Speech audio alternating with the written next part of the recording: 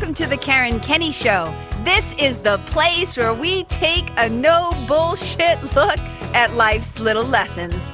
Here, together, we find the spiritual glory in even the most wicked hard story. This is a journey from fear back to love and how we can find our greatest strength and happiness in some of the most unlikely places. I believe that if you're willing to change your mind, you can totally change your life. So, are you ready to rewrite your story and choose to live free? Let's do this.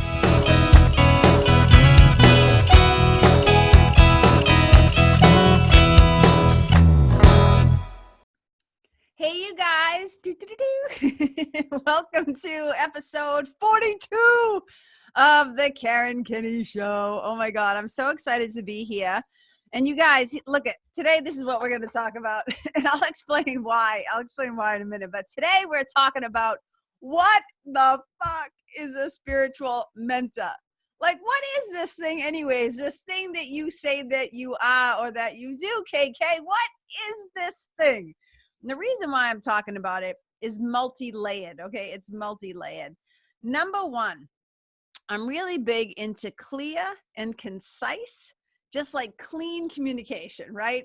I don't like it when things are confusing. I don't like it when things are sticky. I don't like it when there's like clutter in the mind and you don't understand a thing. And I'm always trying to figure out like, hey, is this work that I do in this world, the calling that the divine has put in my heart, the assignment, the individual curriculum that I do, am I making it clear to my people like what I do?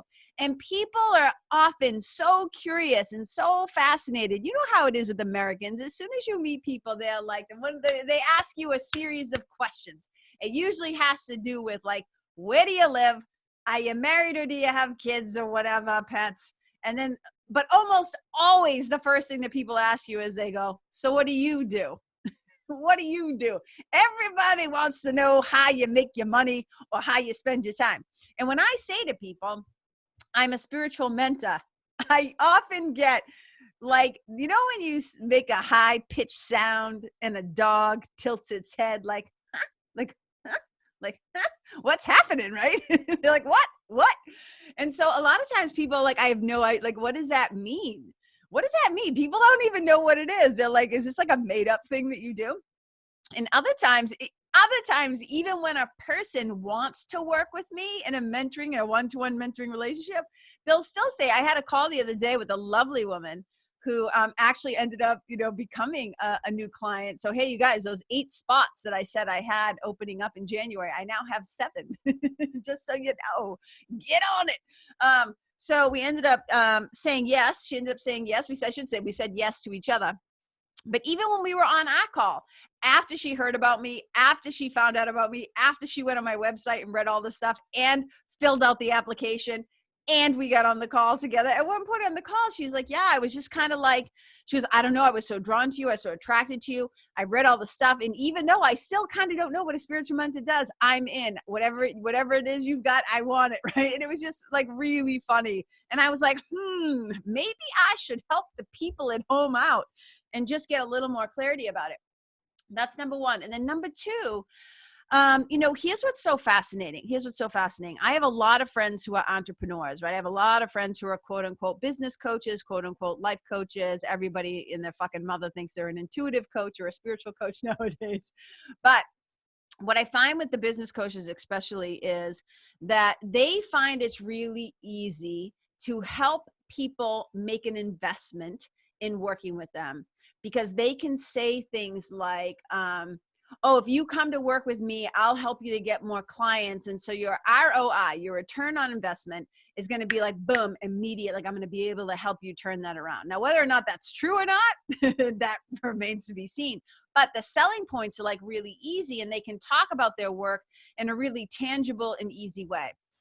So one of the things that I have found so fascinating, and one of the things that, because even as a writer, right, like as a writer, as a storyteller, I'm always trying to think about like, what's the best way to kind of get this story across, or to get this message across, or how do I let people understand the ministry and the mission and the message of what I'm trying to do here.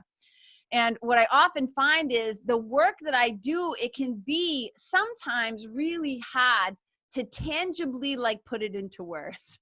But I am gonna do my best today to kind of like break it down. And the reason why I even want to talk about this, you guys, I swear to God, this isn't some like backdoor sneaky kind of sales tactic thing that I'm doing. If you know me, if you've been listening long enough, or you know me in person, you know that's not how I roll. It's not how I do stuff. Really, I'm doing this because I believe that this work, this spiritual work, and whether I can't speak for other spiritual teachers. Here's the thing, right? I can only speak for me. I can only speak for what I'm bringing to the world and what I'm offering. I don't really like to comment too much on what other people are doing because I'm not them. I'm not in their skin. I'm not in their experience. I don't know. I can only speak for myself. But here's what I know. Everything comes kind of through this filter that I have, which is I am just constantly seeing and being reminded day by day by day how important this work is, how much suffering there is out there, how much people feel disconnected from themselves, disconnected from the God of their own understanding, disconnected from source in love and spirit. How much people are feeling hopeless and how much they're feeling helpless and anxious and distressed and sometimes, right, based on what's going on in the political world, disturbed, feeling kind of like defeated or stressed out, or they feel unworthy, or they feel unlovable, they feel isolated, they feel orphaned, they feel like they have no purpose or no meaning in their life, right? It's like they just kind of feel like it's all so fucking hard. And what I see is lacking, they have a lot of those feelings, and what I see a lot of what is lacking is peace, happiness, contentment, safety, faith, right? An infusion of enthusiasm or excitement for their life. Like I just see so much suffering, and so much of it that I believe is unnecessary. You know, in A Course in Miracles, we might say something like, this need not be. My brother, my sister, this need not be. And so I talk to so many people. You guys have often heard me say, right? If you follow me on Instagram or anything like that, it's Karen Kenney Live, Live. And sometimes I do stories about how, like, anytime I go out in public, like, I'll bump into somebody, and inevitably those conversations, even at the grocery store, at the friggin' Hannaford, it turns into like a little mini mentoring session, or I'm like bumping into people. And because I don't really do small talk that well, I really like to get to whatever the heartbeat of whatever is going on in that moment. I don't care if it's the grocery store or not. You know, I end up talking to a lot of people, and I just know so many people are in need of help. We all need a little bit of help. You know, you hear me say it all the time when Ram Dass says, you know, we're all just walking each other home. And that is the God's honest truth. We are. And one of the reasons that I became a mentor is because I knew the power and the impact of having mentors. Sometimes mentors who are physically alive, like in person or over Zoom, like, you know what I'm talking about? Sometimes teachers that have left behind great wisdom in books, or sometimes in videos or courses that you can follow. You know, sometimes mentoring can take many forms. The mentoring that I do, of course, is like, you know, I do it because I'm still alive. I haven't had to leave my legacy yet, right? I'm still alive. And so all I know is this, is that my life was significantly touched and changed for the better, for having had mentors in my life. And also, funnily enough, right, if you haven't listened to my episode called Mentors and Tormentors, I've also gotten a lot out of having some tormentors in my life. But here's what I know. A lot of people are suffering. A lot of people are feeling scared and alone and confused. And I just don't think that that's necessary. And here's what I know. A Course in Miracles tells us that happiness and peace are a natural inheritance. And so if we're not consistently feeling those things, then we know we've taken a detour into fear. We know that we have not only taken a detour into fear, we kept going. We didn't turn around at the next exit. We didn't get back on the highway. We like kept going and bought real estate. You know what I'm saying? So here's one of the things that I know. and why I think happiness and inner peace are so important, and how it ties into my own personal story is I just know that happy people, I often say this, there's that saying where they say, hurt people, hurt people, hurt people.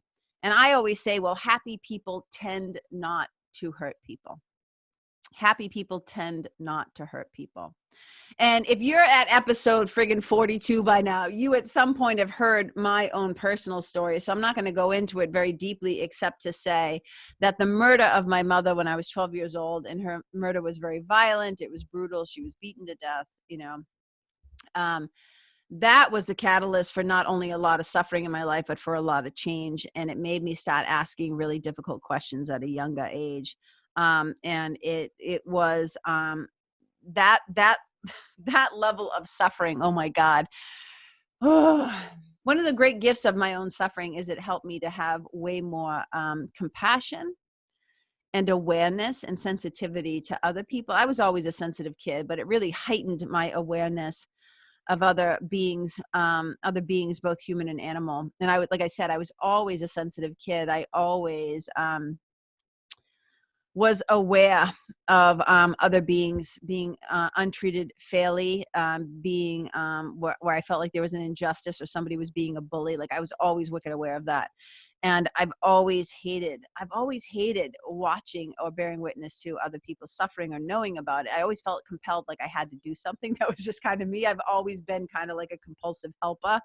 But definitely my mother's murder and my mother's death contributed to the work that I do, because I started to understand. I really thought this, like that the guy that murdered my mother, the man that murdered my mother, I have often said to myself, well, if he knew how to have navigated his own trauma as a kid or as a younger person, because they were in their 30s, right? My mother was 33 when she was murdered. I think her killer was 31. I know he was just a little bit younger than her. I'm almost positive of that. Yeah, I'll have to look it up. But yeah, I'm pretty positive he was. And I just said, well, and I ended up doing a lot of research on him for my memoir and for my book and his family. And I just know that there was some stuff that went down in that family for sure. You can read about it when the book finally gets written and out in the world. But I often think to myself, well, wow, man, if he knew how to pause, if he knew that he could choose differently, if he had some tools in his tool belt, if he knew how to navigate his own suffering and grief and trauma, if he had gotten help, if he had had a mentor, I guarantee you, if he knew how to like pause and take a breath and change his mind and to be more miracle minded and to choose love instead of fear, right? If he hadn't left his right mind, right? Because nobody in their right mind beats somebody to death. You don't kick and punch somebody to death and then flee from the scene of the crime, right? So I often think like, man, if he had had some help, my mom would still be alive.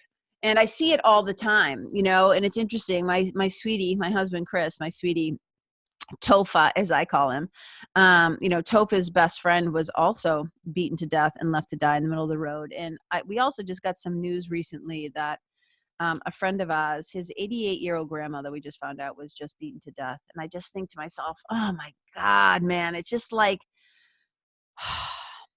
I just feel like these kinds of things wouldn't happen if people had spiritual anchors, right? If people had the capacity to choose differently, if they had been taught or had been supported or had access to, whatever the words are. Here's what I'm trying to say. I just know that spiritual work is not only like, it's not, let me just say this. A lot of people like to think about like spiritual stuff or spiritual work as kind of being a luxury. And I'm like, fuck no, this stuff is a necessity. And I am seeing it more and more and more and more and more. And I will also say this to any of the entrepreneurs that are listening, because one of the things that I often see is entrepreneurs will go out and hire a business coach first. And then they wonder why they can't actually implement the strategies that the business coach is giving them. They keep getting stuck and they cannot execute the external stuff because the internal stuff hasn't been dealt with. So the work that I do, it's called Fearless Flow, and it's also Your Story to Your Glory is my ultimate result system that I use, the system that I use to get the results for my clients. I don't get the results, let me rephrase that they get by doing the work themselves with me walking along beside them and helping them and guiding them and supporting them. But it's between them, them and their spiritual team, them and their inner teacher, them and God. But I am here as a guide. And here's what I see so often is people go ahead and they invest a lot of money in working with a business coach, and then they get stuck. And then they feel like they can't move forward, or they can't implement, or they still feel confused, or they don't feel worthy, or they don't feel lovable, and they don't feel comfortable setting certain prices and doing things or creating programs, because who am I to create a program? And I often say, and I've had business coaches say to me in the past, if we were being honest, we would send them to work with somebody like you first. Right, KK, we would refer them to you first, so that by the time they came to us, they would be ready to go. They would be ready to implement. So that's the entrepreneurial spin. But even before that, just in your day-to-day life, how are you supposed to have relationships? How are you supposed to know how to show up and fully love another being if you haven't dealt with your own shit first? If your story is still a story, if your bullshit blocks and barriers and bullshit stories are in place, right? If you have these blocks, I always say we're kind of like masons. We build these walls. We just like, boop, there's another reason. Boop, there's another excuse. Boop, there's some more suffering. Boop, there's some more shit I'm not dealing with from my childhood, right? And like we build these blocks and barriers to our own awareness of love's presence. So how are we supposed to be an adult, mature like relationships if we haven't unpacked our own, like we just kind of show up with all of our shit? I often think about it like, imagine sitting down at a date, right? First time blind date or whatever, or you Tinder or whatever the crazy kids are doing nowadays, right? And you show up at the date, and like if you could visually see you dragging all your emotional baggage behind you, and you like plop that down at the table, I'm like, oh, the other person would get up and run. They wouldn't even walk politely. They would run. They'd be like, oh my God. So there's so many layers to this. So let me just talk a little bit about how and why I got into this. And so for a wicked long time, I was a yoga teacher, right? I've been teaching yoga for like over 20 years, and I was teaching before I was even certified. I got my certification in 2001, but I was teaching before that, like back in the day, like there still is no true regulatory thing in yoga. Don't talk to me about the Yoga Alliance. I don't actually think they do anything. That's a story for another day. But there really is no regulations. So I chose to go and get certified. So I'm a Kripalu yoga teacher. Kripalu for me is like the mothership. I love it. There's Swami Kripalu Bapuji. The word Kripalu, by the way, means compassion. You can see why I really love it. So I'm a Kripalu yoga teacher, and I have been for like a wicked long time, right? And so I started teaching yoga. And at the same time, I was started to really teach yoga and stuff like that. Around that time, I also started doing a TV show. I did it for 13 years, you guys. It was called The Yoga Show with Karen.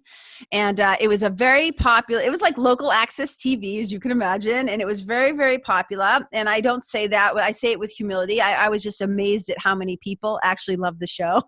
I was like, what?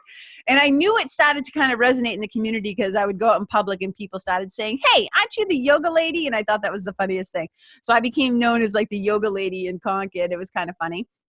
And I really wanted to do that show because I knew that not everybody had access to yoga, and I knew the power of yoga. And I don't just mean, when I say yoga, I do not mean just yoga, the postures, the physical asanas, the poses. I'm not talking about that. When I talk about yoga, I am talking about the spiritual system of yoga, the 8 limbs of yoga.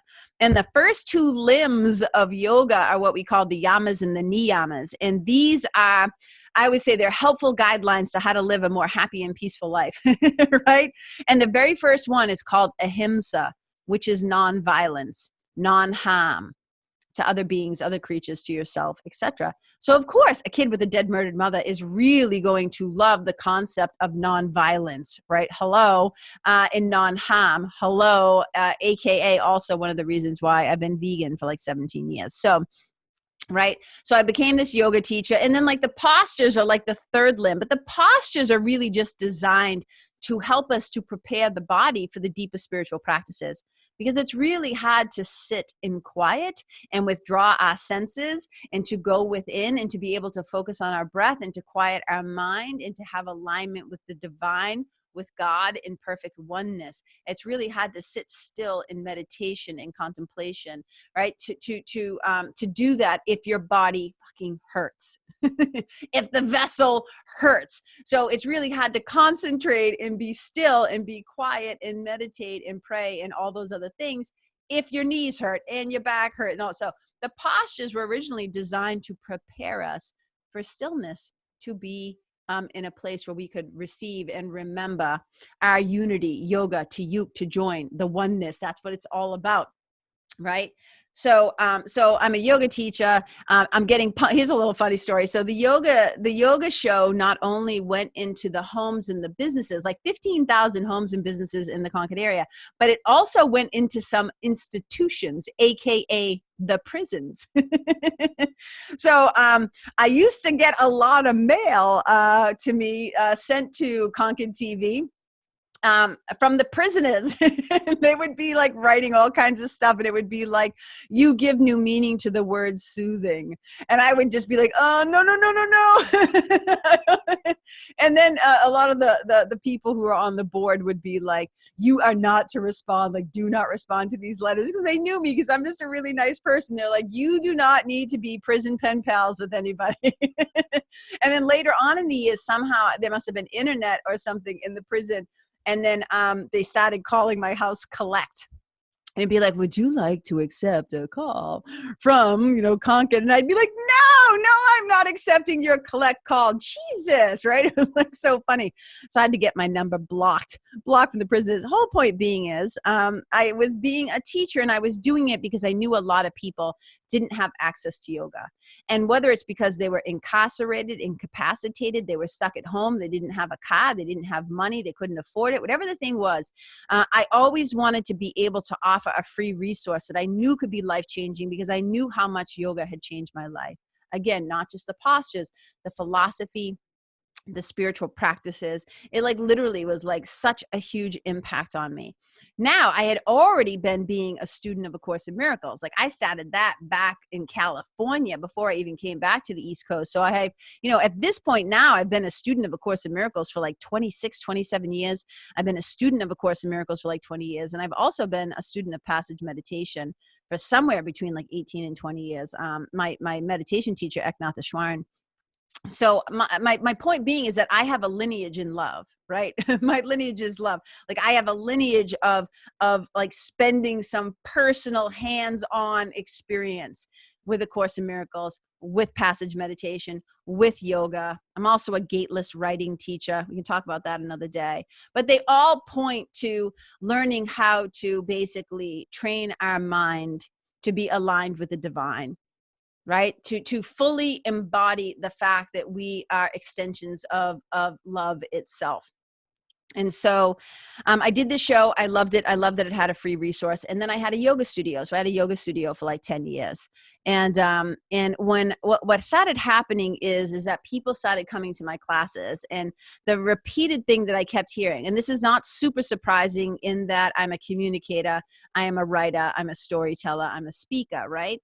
So what happened in teaching all those classes, like thousands and thousands of classes, right, over the years, is that I really started to discover that I had a voice. Not only that I had a voice, that I had something to say and that I had something to share.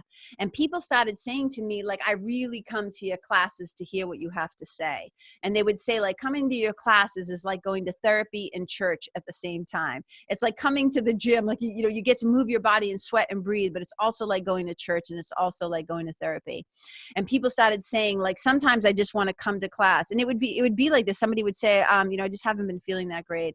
And I'd say, well, you can just come in and lay in the back of the room. Like, you can just take a long shavasana and just be in the presence and in the spirit of collective community and spiritual fellowship, because it's so important. And so people just started saying, like, I came to hear what you had to say. I always feel better when I leave here. You always teach me to look at something in a new way, or have a new perspective, or I find myself like, just whatever, the feedback over the years. I'm not trying to like be my own fluffer. If you don't know what a fluffer is, look it up. I'm not trying to fluff my own ego up. In fact, I'm really clear to understand that I am just the conduit. I am just the vessel. The way that it's talked about, the way it's been taught to me over many sources, and the way that I often say is like, we are not the we are not the faucet. I mean, we are the faucet. We're not the water that runs through us, right? It's like we are the little lamp. God is the electricity we plug in to light up, right? So I'm very clear that I am a conduit and I am a channel for God's love, that I am here simply. You know, it was so funny because I was hanging out with my friend, Meg Haynes, who's a wonderful spiritual teacher as well. And she was pulling some cards for me and doing a little healing session for me, because as I'm going into 2020, I really want to get like wicked clarity. And I already have ideas and visions. But hey, smart mentors know it's helpful to have other people in your life also that you can trust, who can like guide you or like can also give you support, like as a friend and stuff like that. So we were talking and stuff, and she pulled a card for me. And one of the cards was Ascended Masters, which is awesome, which basically says, I'll hold it up for those of you at home who are actually watching this on YouTube. It's a pretty cool card. And it says Ascended Masters, and it says, powerful, loving, and wise spiritual teachers are watching over and guiding you. A friggin' men. I cannot tell you, that is so true. AKA spiritual team, always on the job, right? So she pulled that card, and then she pulled another card, and it's a little weird. It's even embarrassing to actually say it out loud, but she's like, so she pulled it, and it said Earth Angel. And she said, KK, you have been sent here. You have been sent here as an angel, as a guide of light to teach others about love, which is just so like Jesus, like like even so I'm practicing receiving, so I'm just going to receive it and not get too weird about that. But I do believe that all of our jobs, not just me, I'm not special, all of our jobs is to come here to get better at giving and receiving love, right? To awaken from the idea that we're actually separate from God and source, right? My whole point being is that, so I started to realize it's like, oh, well, I have something to say. Hopefully some of these things that I'm saying in class are really starting to, be helpful for people. And then I started to feel like, okay, I started to do like yoga retreats, and I started to do things. But here's one of the things I really started to notice is that after my yoga classes, like, and it was my studio. So I was usually not all, but I had other teachers that worked for me, but it was mostly me who like did the cleaning, and I would empty the trash, and I would sweep the floors and make sure everything was right, and so I put all the props back and stuff like that. And while I would be doing that after class, inevitably, almost every single class, somebody would stay behind. And they often wanted to stay behind to talk about what I sometimes call, it's funny, I have the 5 Ds of spiritual practices, which is like daily dedication, determination, discipline, and devotion. But I also have these other Ds that I talk about where I say people often want to talk to me about the death, the divorce, the diagnosis, the disappointment, the disease, right? Like there's all these things that often happen. And so inevitably somebody would like just kind of linger putting on their shoes or linger putting on their coat, or they'd be like looking at, some of the materials I had, and inevitably they'd start talking to me, and my sweetie would be at home, like waiting for me to get back so we could have like a nice vegan dinner or something. And he'd be texting me like, Jesus Christ, you said you were going to be home like 90 minutes ago or an hour ago. And what I started to realize is that I started to mentor people way before I even became quote unquote certified, right? As a spiritual mentor, I did get my certification. And so I was just basically giving my time and energy and resources and advice and support and love away for free. Now, hear this completely, right? I'm not saying like, oh, I shouldn't give my love away for free. I'm not talking about that part. But what I'm saying is I found myself starting to step into this role as spiritual guide. And I was doing it again and again and again for many years, for many hours, like, again, free resource, right? Because I didn't have really good boundaries at that time. And I just love to help everybody. Oh, and so one day, one of my spiritual mentors, my local spiritual mentor, Reverend Stephanie Rutt, who's lovely, if any of you know who she is. She basically just said to me one day, you can't keep doing this. The energy exchange isn't equal. You can't keep giving, and there's no exchange. So there has to be an exchange. And money is simply just an energy exchange. And she said, if you're going to continue to do this, I really think it's important that you start to have like better boundaries around this, and you start charging people and stuff like that. And we started talking about it. And then I was saying to her, because she's remarkable. I mean, Stephanie has done all kinds of things. She's been a spiritual guide. She's an interfaith minister. She started her own school, the Tree of Life School. She used to be a therapist or a psychologist. She taught at UNH. Like, she's just so wicked smart and deeply, deeply grounded in the divine and her love for the divine. And so at that point, she said to me, this is the last year I'm offering my spiritual mentoring certification course. And it's too long of a story to tell, but let me just say this. I asked my spiritual team for a sign, if this is something that I should actually do. And all signs pointed to yes. And I went and I did it. And it was a year-long program. It was absolutely incredible. On graduation from my spiritual mentoring certification, Stephanie went around the room. There was I want to say 7 of us that were in the program at this time. And at the end of our graduation little ceremony at her space, we were all sitting in a circle, and she went around and she gave each person a rose, and then she leaned in and she whispered something in their ear. And knowing me, I'm first of all, I'm deaf as a haddock, but I'm also wicked curious. And I was dying to know what she was saying to everybody. To this day, I'm still dying to know. But when she got to me, I only know what she said to me. And when she got to me, she leaned in and she whispered in my ear and she said to me, "You are on fire for God." She said to me, and I still my heart just goes whoo. It grew 3 sizes that day. Like the Grinch, my heart grew 3 sizes that day. She leaned in my ear and she said, "You are on fire for God." And she said, "You are like a wild horse running across the fields, right? The golden fields, setting everything on fire with your love and your passion." And she said, "Never let anybody dampen that, and never let anybody take that away from you. Keep that divine spark lit."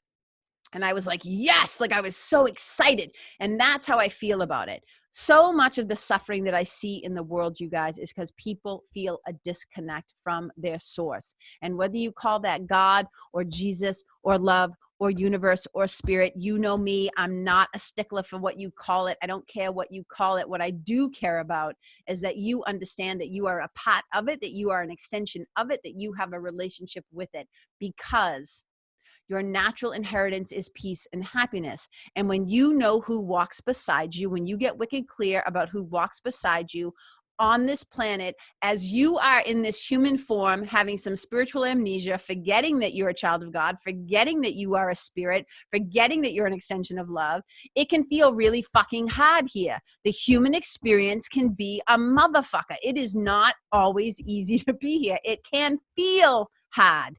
But here's the news. It doesn't have to be hard. It doesn't have to feel hard. My brothers, my sisters, there is a different way. There is a different choice. And that's what I get excited about, helping people to understand, that they are in control of their own happiness and their own suffering. That you have a choice to experience the world however you want to experience it. And you can start to train your mind to relinquish this conditioned thought system of the ego, which is made up of nothing but fear, scarcity, loss, separation, sickness, sin, guilt. And you can instead align your mind with the inner teacher of love, which is the reminder of God's love, which is the voice for God, which is, you can call it Holy Spirit, or I call it sometimes your spiritual team. And when you start to do that, all those feelings of unworthiness and unlovableness, right? All the scarcity, all the fear, all the anxiety, all the stuff, the churning stuff, the stuff that keeps you awake at night, the stuff that won't let you fall asleep at night, feeling defeated, feeling like it's so hard, feeling like your life doesn't have purpose and meaning. And what the fuck am I doing here? What's this all about? All that stuff. All that stuff. All the forgiveness work. Because so much of our lack of happiness, people often say to me, KK, I feel like it's really hard. I don't feel happy. And I always say, if you're not feeling happy, the most important question you can start to ask yourself is, who am I not forgiving? Who am I not forgiving? And I just know that for a lot of people, forgiveness work is wicked hard to navigate on your own, because your mind has been attuned to looking at your story in a very particular way. Your mind has already decided that you're a victim, that you have an abuser or an attacker or a perpetrator against you, and you get caught in what I call that victim loop. And it's really hard sometimes to get out of it without somebody extending a hand down or back to help pull you out of it, and to look at the situation, like I would call it, above the battleground and from anew. And I just know so many of the people that I work with, we work together on forgiveness work, like what I call slow burn stuff, like old stuff that really needs some help coming up to the surface. So one of my favorite things to do is to really help people to share with them all the tools that I have kind of gathered together over the years for my own healing. Because remember, I always talk about my mom's murder as being like the catalyst. There was a bunch of stuff that happened before that, and there was a bunch of stuff that happened after that. But that's what I would call like the headline story, because that got kicked into motion. You know, when that first domino falls, like, you know, when people set up 1,000 dominoes and that first one falls and it's just like, well, that was like one of the big kicker dominoes. And when that sucker fell, like there was a string of events that like I could never have imagined that brought on so much suffering. And I'm not trying to say it like, oh, poor me. It's not that. It's just that I'm really aware that people, this being human, man, and doing this forgiveness work, sometimes we need somebody to show us a way out of the victim loop. We need somebody else to help us to shift our mind from fear to love. And that's what a miracle is, actually, when the mind shifts its perception and we start to see ourselves, our brothers and sisters, the situation, the circumstances in this world differently. And it can be wicked hard sometimes to do it on your own. So forgiveness work is also, you know, one of the really big things that I do. So, you know, I got certified to become a spiritual mentor, and I started offering mentoring. And that's where we kind of find ourselves, you know, today. And people will often say to me, like, you know, because, you know, like, who do you work with? Well, often, like, when I say I'm a spiritual mentor, people are like, well, what does that mean? And I try to simplify it like into like 2 sentences. And I'm going to clarify this in a minute, but I often say, like, I work with people who've had more than their fair share. And if you're a human, you've probably had more than your fair share of wicked hard shit happen to you. And I help people to lead a life like nothing bad has ever happened. What I mean by that is we learn how to transform your story into your glory. We don't abandon our dead. We don't deny the things that happen, but we learn how to look at them with more meaning, with more purpose. We start to make peace with what went down, right? We start to learn to navigate this life. Now, you might be thinking, well, KK, I don't really have some big traumatic event. And I'm like, look, if you're human and you're on the planet, I know you have some stuff. It doesn't mean that you have to come to me. Some people come to me because they want more help figuring out their story, right? They had some things that happened to them. They're entrepreneurs. They know they want to start to develop a signature talk. They want to start writing their book. They want to start to get their message out there. And they're like, I have this story. I don't really know how to use it. So I work with people in really different ways. But most of the people that I work with are working with me because they've had some sort of trauma or old stuff that hasn't been dealt with, or they're just really struggling navigating life just from day to day to day. And they don't find themselves consistently happy, and they don't find themselves consistently in a state of peace. They often find themselves just like exhausted, and they find themselves, like I always say, people don't usually come to work with me because everything's going awesome, because everything's going great, right? They often have hit the place where they realize my best thinking has gotten me here. I can't do this on my own anymore. I need help. And then that's when the relationship can actually be wicked successful and really powerful, when we develop a bond of trust and faith. And so, like, some of the things that people, I always say this, all right, all of the choices that you make up your life. All of the choices that you make up your life. So where you find yourself right now is basically a reflection of your thoughts and the choices that you've made. So if you don't like your experience right now, because the external world, we always say in A Course in Miracles, it's just an outward reflection of an inward condition. It is an outward picture of an inner condition of the choices that you've made. So you are seeing reflected back to you the quality of your own thoughts and the perspectives and perception that you are having. If you want to change your life, you have to change your mind. You want to change your life, you have to change the quality of the stories that you've been telling yourself. It's all about removing the blocks and the barriers that you have to love. And it's hard to do it on our own, because we're stuck in our conditioning. And so we often need somebody. It's just like when you're trying to learn any craft or, you know, have mastery in something. You know, I don't think mastery ever ends. When people say, oh, they're a master, I'm like, I don't think the mastery ever ends, right? As long as we're taking a breath, there's more that we could learn, right? There's more that we could get better at. But you don't have to get better at being a child of God. What we have to do is remove the blocks and the barriers that we've put in place against our own awareness of love's presence. That's what so much of spiritual work does. So what I do is I basically have a system that I have used myself. Like, I went first. And what I mean by that is I was my own first client. I was the one fucking suffering. I had a lot of deep forgiveness work to do. I had to forgive, like, on some level, in my little kid mind, I had to forgive my mom for leaving me. I had to forgive my dad, my stepfather, for not wanting us. I had to forgive the guy that killed my mother. I mean, I guess I didn't have to, quote unquote, have to, but if I wanted to be happy and if I wanted to have peace of mind, I had to, because forgiveness is the key to happiness. And what I know to be true is you can either have a grievance or you can have a miracle. You cannot have both. And I was locking myself in the prison of my own mind by not being willing to forgive. And you got to forgive everything from a cold to somebody you love dying. You got to forgive yourself first and foremost for believing that you could actually be successful in separating from God. And people are like, how do you do that, KK? How do I develop a spiritual practice so I feel more connected to God? I'm like, I can help you. How do I overcome, right? I have clients who have everything from like a murdered parent to a dead child, to they're navigating a relationship. They want to start a bit, like I always say, like my clients, I always say, people are like, well, who do you work with? Do you work with just women? I say, no, I work with people. I work with men and women. They say, do you work with children? Do you work with kids? And I always say, no, I don't work with kids. I usually will never work with somebody who is not at least 18 or over. And that also depends on me, obviously, talking to your parents and stuff first, or whoever, your guardian or whatever. But I often say, no, I don't work with kids. And then I start to laugh and I say, well, actually I do. What I work with is little kids, wounded little kids who didn't deal with their stuff yet, who are walking around in adult bodies. So many of the people who are coming to me, they just did not. And look, we're not being taught these things.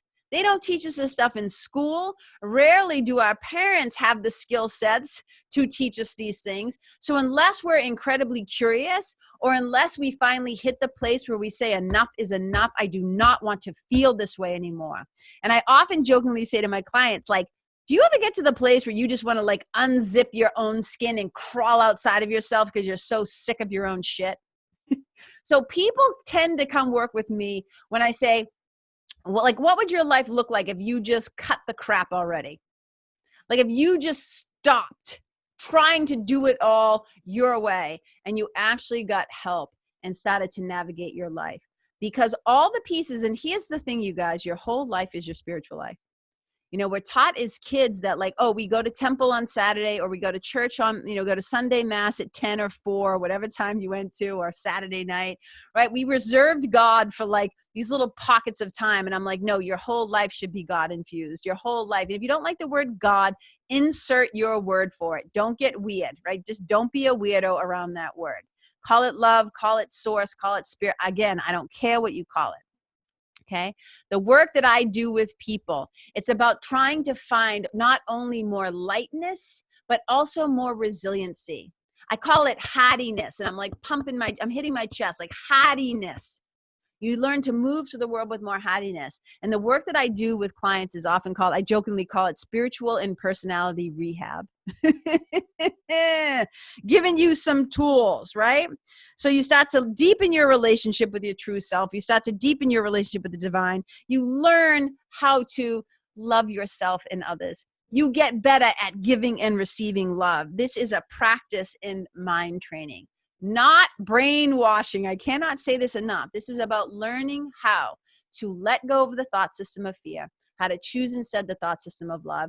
You start to move through the world that way, you guys, I am telling you, it becomes infinitely easier. I am a very happy person. It's not a fake happy. I really genuinely feel peace and happiness and joy most of the time. I am still human, obviously, because I have a body, but I am very aware. I self-identify more with my spirit self more than I do with my human self each day, because I really get now that I am a child of God. I am an extension of love. And if I am love, my only job is to extend that love, and doing spiritual mentoring is one of the ways that I get to do that. And so, here's the thing. Oftentimes when people are like, well, what are some of the tangibles, KK? Talk to me like what are some of the results people get, or what are some of the things? I'm like, oh my God, there's so many different ones. But some of them are this, and this is from a still recovering control freak. Former perfectionist. Anybody, double amen hands, raise your hands. Former perfectionist, getting better all the time. Less need to control everything. My confidence is up and my anxiety is down. I've heard people say all these things. I don't feel like I'm alone anymore. I don't feel orphaned. Ugh, I can relate to that one, right? Not feeling alone, not feeling orphaned. Really learning how to live in what I call the fearless flow. Somebody actually, one of my clients left me a message today, and she's given me permission to share these things. And she said, KK, I'm starting to see more and more about how to see with the light, how to walk with the light in world, how to be more light. And I'm like, yes, this is what I'm talking about. The lightness of being, how to embody it, right? How do you embody it? And when you start to do that, man, you guys, sky is the limit. People always tell me, right, I feel so much more connected to my spiritual team. I feel so much more connected to God and source. I feel so much more aligned with my values. This is a really big one, you guys, because if you do not live in line with your values, you are gonna suffer. I feel way less afraid. KKK, I don't feel worthless anymore. I know that I have purpose. I know that I matter. I know that I have meaning and my life has meaning. I have way more clarity. This is a big one too. Like, so many people feel confused. Having clarity feels so good, you guys. It is like taking a load off. So I have so much more clarity. I feel so much more calm and confident and creative. I can't tell you how many people have gone back to dancing or writing or playing music or creating art or starting something that they've always wanted to start, or go back to school, or whatever the thing is. Oh, this is such a big one. I have so much more compassion and connection to others. Not feeling connected in this world, you guys, I'm telling you, this is why we have so many awful, violent things happening. If you don't feel connected to source or to your brothers and sisters, and if you don't feel like you belong here, if you don't feel like you matter, if you don't feel seen and heard and loved, this is how we get terrible acts of violence in these younger generations and in school. Also, yes, of course, totally uncool access to guns. I'm not talking about that. But the decision to pick up a gun starts inside. The gun is the external symptom, and the act of using the gun is the external symptom of a mind that is not in alignment, that has forgotten itself, right? Also, people often say to me, I feel so much more excited about my life. I feel so excited about my work. And so these are some of the things that after working with me, these are literal things that clients of mine have said after working with me, have had some of these results, right? Way less stress, okay? I've learned how to have daily spiritual practices, which means I have more trust and more faith in my spiritual team and in myself, which means I have a lot more fun. People getting right with their moms and their dads, right? Really, like getting right with their past history. This is really huge. Dealing with old trauma. Almost getting divorced and then not saving their marriage. That's really big. They've learned how to navigate their grief. They've learned how to be more miracle minded. Big time forgiveness work. Like, I cannot circle that sucker, right? Circle that sucker. They found meaning in their life, and they found meaning in their stories and the stuff that they had gone through. It was no longer just felt like that they were victimized. They found meaning in their stuff. Some people started writing books, dancing, playing music, all this stuff. Some people went and started to do their first triathlons or marathons. That was wicked cool. One of the things I often talk about is giving your grief a job. And people have started to learn how to, they've reported back, like they're learning to navigate your grief. Because here's the thing, you guys, as long as we're human, it's not like, oh, we just get over a thing. Anytime there's new grief, it often triggers old grief. And now you have so many more tools. People often say to me, oh my God, I feel so much more equipped to handle my life and to move through my life with lightness, with joy, with playfulness, with happiness, with a deep connection. I don't feel like I get taken out anymore. I don't feel like I get knocked to my knees. I feel like I can handle whatever life brings me. You guys, I can't put a price tag on that. I'm not tooting my own horn. This isn't about me. This is about the spiritual work and the power of doing it. I've had people say to me, I'm a much more present parent. That is so cool. You're able to be so much more present for your kids. Dude, that's a win-win all day long. People have gotten off their anxiety meds with, I always say, check with your doctors. We don't do this just like, like willy-nilly, okay? They've gotten remarried. They quit old jobs they hated and started their own businesses. They've had the courage to relocate. So many of my clients end up getting curious about plant-based eating. I don't force veganism on anybody, but I've had clients who go vegan, on and on and on, on and on and on, on and on and on. And again, you guys remember the whole purpose of me doing this episode is to try and just kind of bring a little more tangibility. When we talk about spiritual mentoring, it can feel so ethereal. It can feel so like out there. It can feel so much more like just not grounded in anything. And so I'm just trying to help you to understand better the work that I do in case it calls to your heart. In case it's something that you're like recognizing something here for yourself and you're like, oh my God, KK, I could totally use some help with that. And I was talking to one of my clients, my former clients, because she wrote me the most beautiful testimonial. And we were talking about like, how do you put a price tag on it? Like I was saying, it's so much easier for like business coaches and people like that to go, well, this is what we're going to charge because I can guarantee this and you're going to get clients. And it's like, it's so intangible, this work. And I often say, because it's fucking priceless. And I don't say that like, it's not about me and my ego. It's about the power of remembering the truth of yourself. That is invaluable. And so I'll just read a tiny bit of what she said. And this is from Kristen. She said, investing in this work with KK has been like hands down the best decision I've ever made. And I don't know if I could quantify what I've received from this work or put a price tag on what its worth is to me, because I don't think that amount of money actually exists.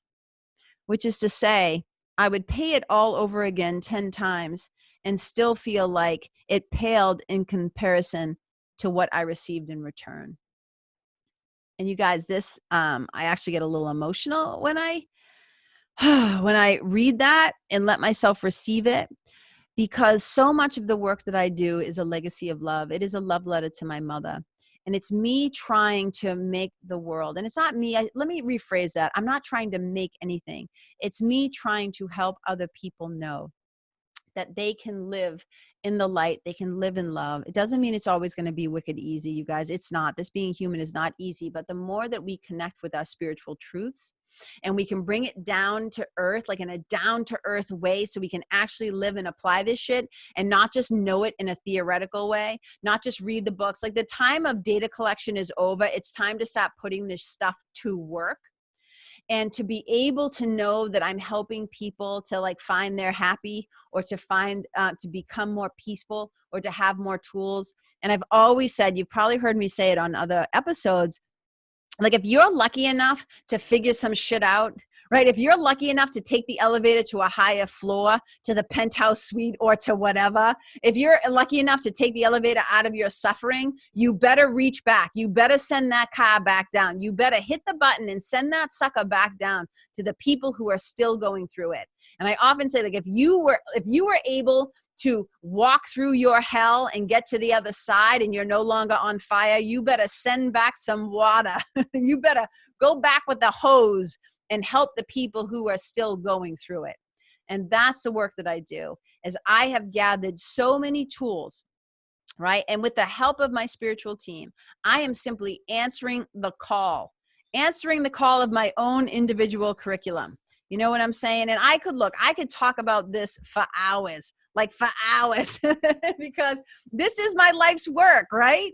Writing, speaking, storytelling, mentoring. I know the power of having a good mentor. And I know because I've had them myself and I've made the investment. I've invested in, it's not about the, like, I can't be so clear. I have to be like wicked clear about this. It's not about investing in the person you're giving the money to. You are investing in yourself, in your happiness, in your peace. And I always say to people, look, you can keep making excuses or you can change your life. You can either stop playing dumb about who you really are, or you can keep staying in the victim loop.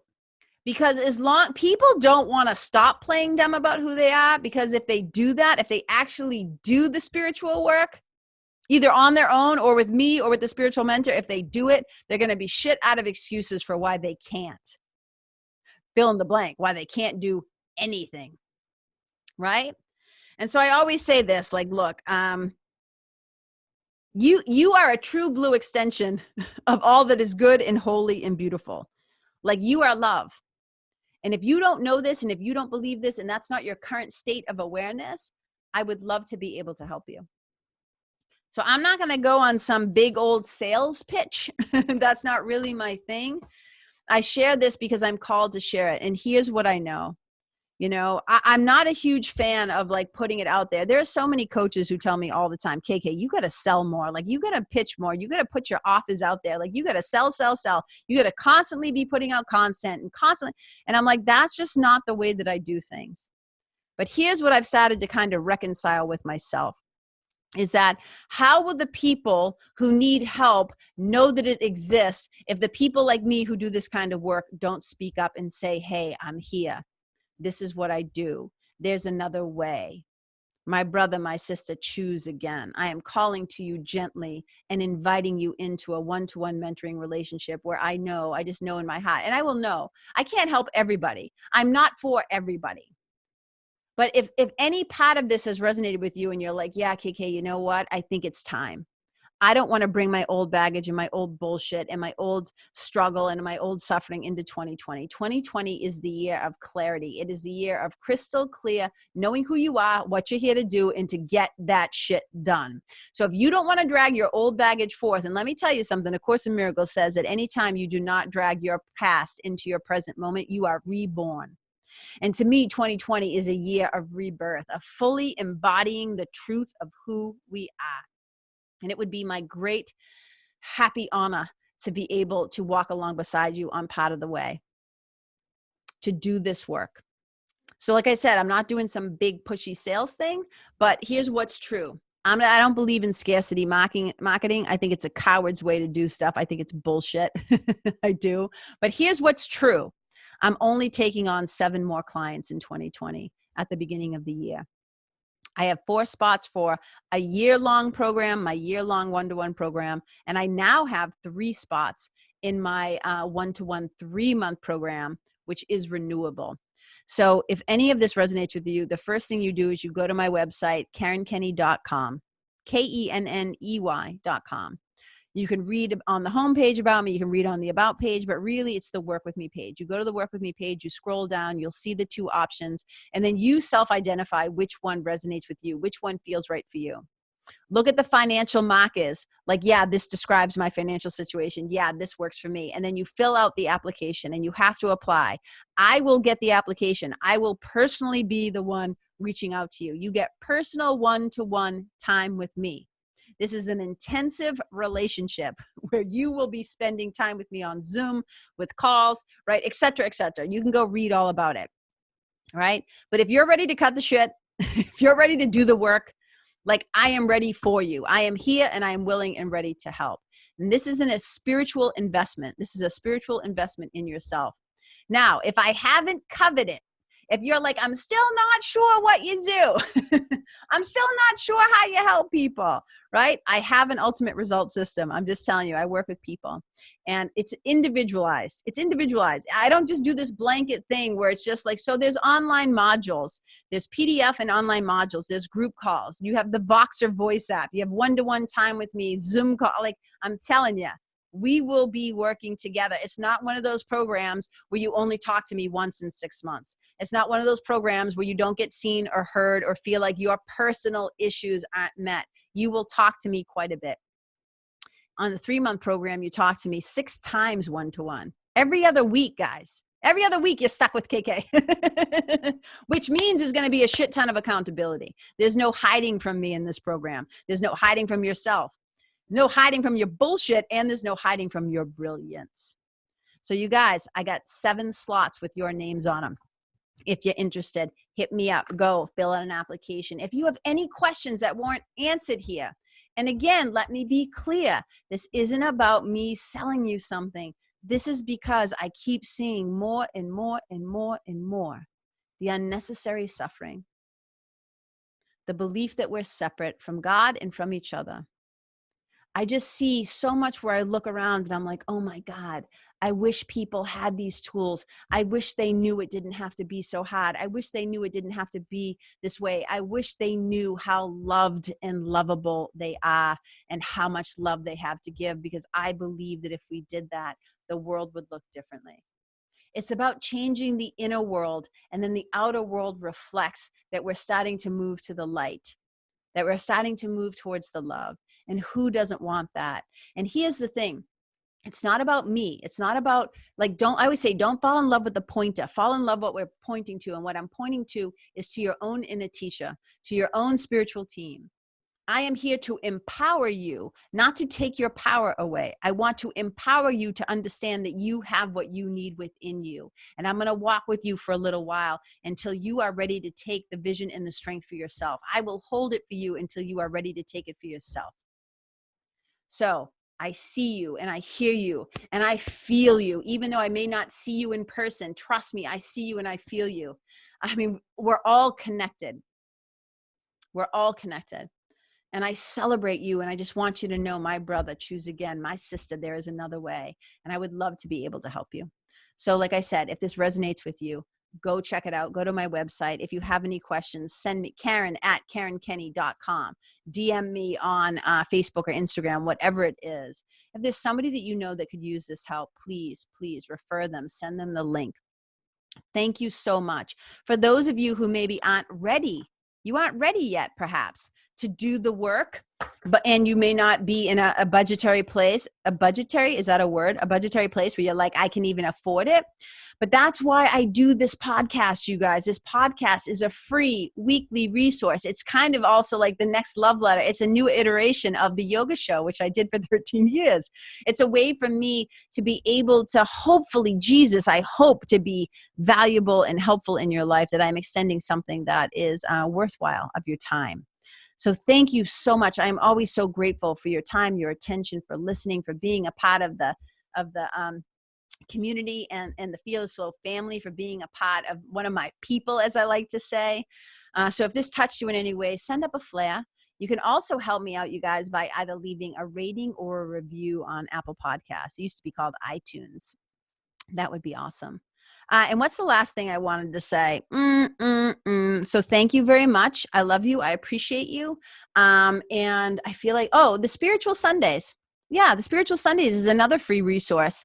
And I'm hoping to bring those back in 2020 to make, I just want people to be able to get in touch with the source that they are, like the divine that they are, so that they can stop playing dumb about who they are, so they can start to step into the fearless flow of their life by transforming the story into your glory.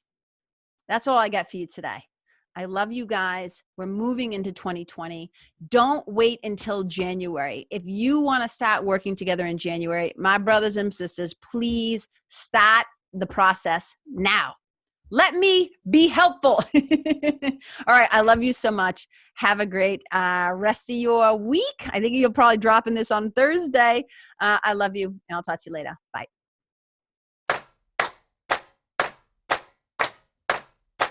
Hey, you guys, thank you so much for tuning in to this episode of the Karen Kenney Show. I super duper appreciate your time, friendship, and support. And look, if something that I shared from my heart today somehow landed in yours, I'd love to hear about it. So please tag me on Facebook or Instagram or IG stories or wherever the cool kids are hanging out these days, and let me know what your favorite part was or what you found most helpful. You can find me over at Karen Kenney Live. That's Karen, KenneYlive. And if you're digging what I'm saying and you want to hear more, I'd be wicked grateful if you could go to iTunes and subscribe and leave a review, because you guys, that's how you'll help me to keep spreading the love. And if you can think of someone that could benefit from hearing this episode, please share it with them. I'd also love to stay connected with you. So if the feeling is mutual, please go to KarenKenney.com/freebie and download my free guide to building your spiritual team. Until next time, my brothers and sisters, keep living in the fearless flow. Know that I see you, I appreciate you, and I love you. And wherever you go, may you be a blessing.